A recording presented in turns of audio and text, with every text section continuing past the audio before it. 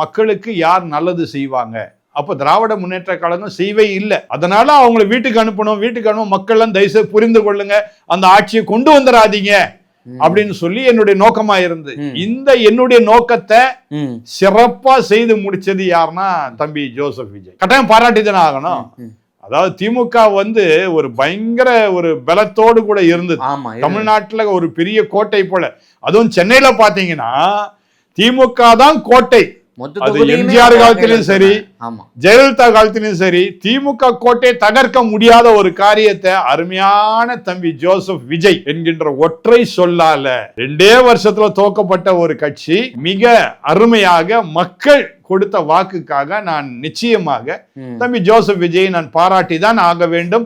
அவருக்காக நான் பேசிதான் ஆக வேண்டும். தொடர்ந்து 5 ஆண்டுகள் எந்த விதமான இடையூறு இல்லாமல் தம்பி ஜோசப் விஜய் கட்டாயம் ஆட்சி புரிவார். இதுல எந்த சந்தேகமே இல்லை.